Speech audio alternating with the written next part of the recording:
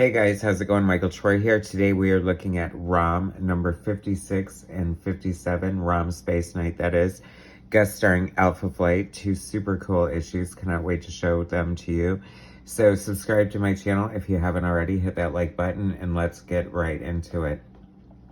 I mean, come on guys, look at these gorgeous John Byrne covers featuring ROM Space Night and Alpha Flight.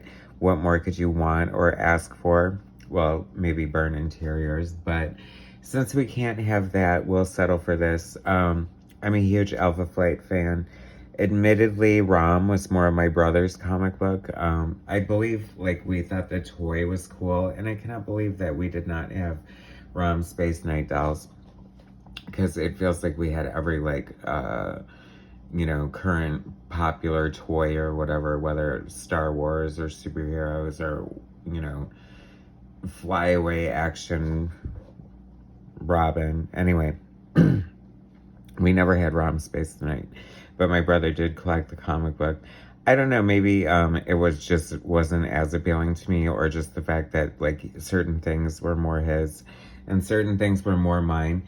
I looked into this because I was like, how do I not? I'm the biggest Alpha Flight fan. I need to get their ancillary appearances, especially if they're Byrne covers or Byrne art involved. And actually, I sort of, in investigating this, I just got these off of eBay, by the way. They weren't part of my collection. So this was new to me, so it was super exciting, and I love it. I love this cover, Snowbird, Marina, ROM Space Night. But what I was going to say, it sort of got me into this deep dive on ROM, and I feel like people who know, but ROM is really freaking cool, and it has all this cool adventures and just great art throughout. Bill Mantlow's story, I feel like Bill Mantlow pretty much guided the ship mostly throughout ROM's 75 issues. So it is a toy license. So I don't think there'll ever be a trade paperback of this, and it's a shame because there's Sal Buscema was the main artist on the book, and except towards the end, Steve Ditko came in, and Michael Golden covers, Butch Guice covers, just really amazing art throughout. This issue in particular is penciled by Mark Bright, who I know mostly from Iron Man, and I always liked his pencils. I always thought he was a great, solid, classic, Marvel comic book artist. Mel Candido inks, Janice Chiang letters, Ben Sean colors, Ralph Macchio editor, not the Karate Kid, by the way, Jim Shooter editor-in-chief. So Mark Bright, very solid. I think, I was more in love with people like John Byrne and George Perez, and this seemed very, just straightforward, kind of utilitarian to me at the time. But I definitely, with a lot more, knowledge of comic book art and just mature taste over the years, I suppose, or fresh eyes looking back on artists like this, I just really appreciate the kind of beauty and strength of an artist like this. I mean, just to be able to draw this beautiful, mutant mountain cliffside kind of view with Rom and his companion, whatever her name was, again, guest starring Alpha Flight. That makes me so happy. It's always kind of interesting in these types of books, especially with the licensed properties, the Micronauts, the Micronauts X-Men. I don't think we'll ever see a trade paperback of that, unfortunately. How cool would that be, right? Some really good stuff. I mean, how cool is this? And I think I probably looked at this in my brother's collection and was it's not John Byrne. I was kind of an art snob. And I just feel like this is an ugly version of, Alpha Flight compared to what we're getting from John Byrne. Oh, foolishness of youth, because I'm totally eating it up now. I love it. Another deterrent for me would have been the fact that it's only half the team guest starring. It's Marina, Shaman, and Sasquatch, and that's enough for me now. I think just come along, perhaps. We'll see. But the twins aren't here, and that's no, I don't think Puck is either, but the twins is kind of a deal breaker for me. I love the twins, and I feel like they often got the short end of the stick. But hey, look how good it is to see Snowbird, even though that is like definitely not John Byrne's Snowbird. But hey, we'll take it. The dire rats, so cool. I remember first encountering the dire rats, or remembering them, or being aware of them in Uncanny X-Men 185, or no, 186, I apologize. Oh no, I guess they appeared in that before that. I feel like I'm seeing like John Romita Jr.'s version, which the dire rats are like the main enemy of ROM Space Knight, like his lifelong crusade, basically.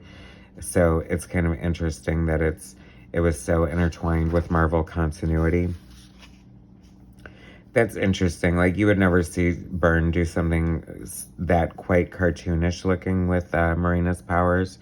It's always interesting to see. Another interesting thing to note is that Bill Mantlo is writing this, and he would obviously go on to take the mantle of Alpha Flight from John Byrne, sadly, and like really ruin the team, which is weird too, because like it's interesting to point out, because Bill Mantlo is kind of legendary as far as you know, late 70s 80s comic books, you know, Cloak and Dagger, Rocket Raccoon, I mean, Alpha Flight, for better or worse. I feel like Doctor Strange, maybe.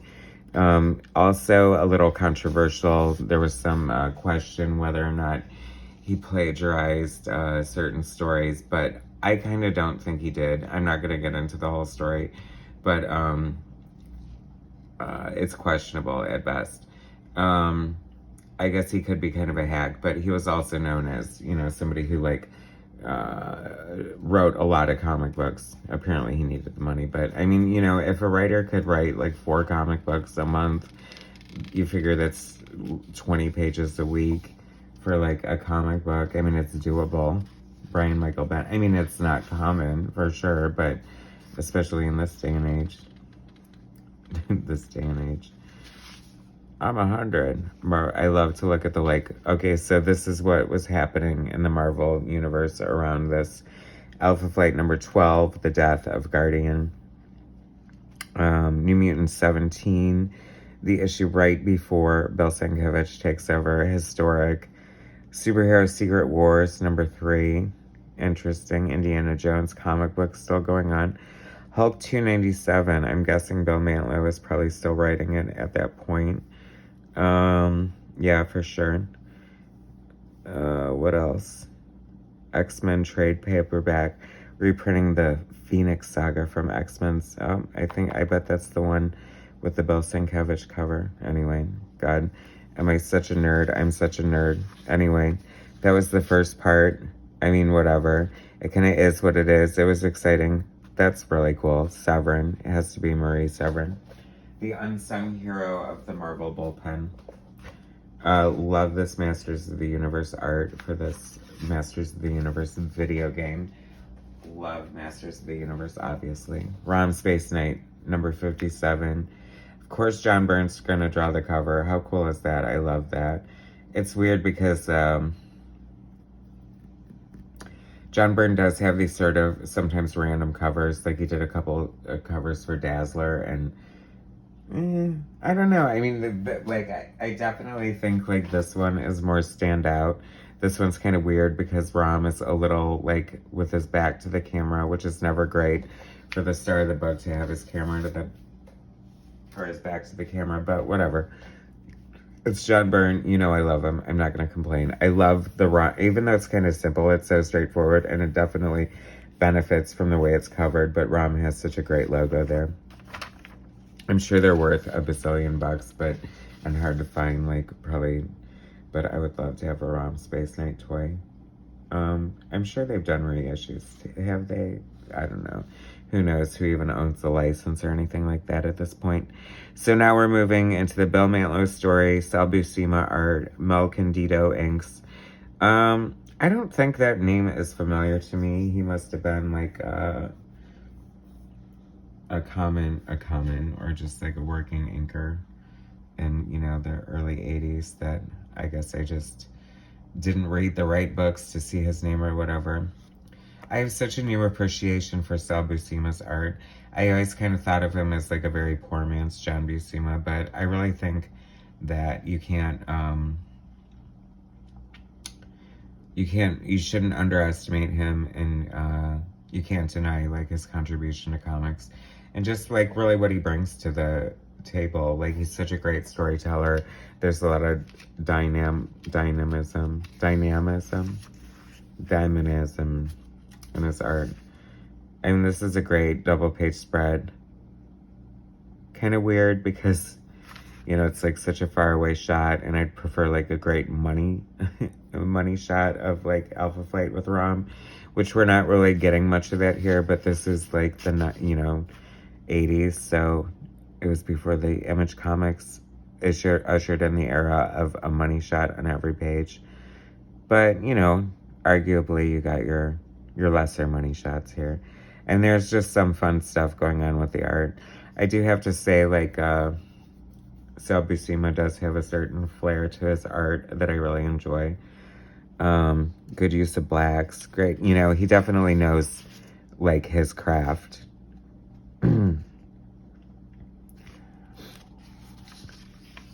I mean, he definitely has a place in comic book history right alongside his brother, John. Even though definitely, I mean, you know, arguably John's work is much more beautiful, but whatever. It's still good. I like little artsy things like that, like how he's using Snowbird's cape to sort of make the panel border here and tying it in. That's like really great, fun storytelling there, people. It's cool. Actually, it's funny because I never noticed how like artistic he was. I like when artists that you kind of think of as more straightforward, sort of classic superhero comic book storytellers get kind of arty like that and like break panels and just do kind of cool different things. There's like such a freedom and looseness that sometimes I think I lack in my own art. Like, I'm just always so concerned with like sort of the finished product pouring out of my pen, stylus, whatever, at the time, that it takes away from a little bit of the organicness of it. I like this because clearly Sal did his homework and was using reference from John Byrne. That definitely looks like the effect John Byrne does when he has Marina swimming.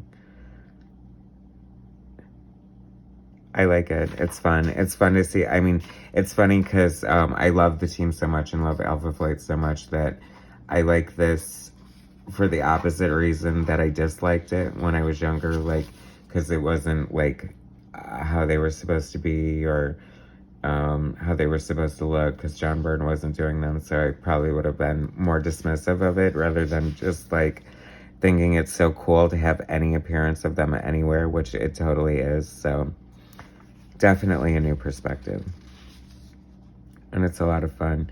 It's weird because this whole thing, and reading Bill Mantlow's writing, you can definitely tell it's sort of its time. And it's funny because people scoff at Marvel and trying to say how Marvel's always trying to be woke and why don't they just tell the stories and stuff. But there's like environmental things going on here about like Beaver Falls or Beaver Creek. I think it was Beaver Falls in Canada. Some sort of environmental issues happening.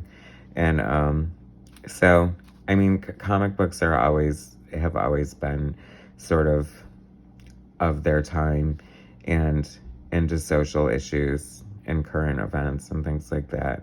I mean, that's kind of what makes them relevant and interesting. I mean, they don't have to be. You can write timeless comic books, of course, but, you know, they're reflective of the times for sure. I mean, that's a pretty amazing double page spread there. Way to capture the devastation, Sal Buscema. Yep. And another tiny, tiny shot of Alpha Flight. Anyway, so great to see. Oh, and we get to end with more Byrne art. House ad for a subscription. How cool is that? I always like to end on a Byrne art. Anyway. ROM SPACEKNIGHT 56 and 7. Did you even know this was a thing, guys? If you're Alpha Flight fans, John Byrne fans, You need to pick these up while they're affordable, because the Michael Troy effect is going to make them like really hard to find. Just kidding, not yet. But on that note, thanks for watching. Subscribe to my channel, hit like, share my content, and I'll bring you some more later. Thanks, guys.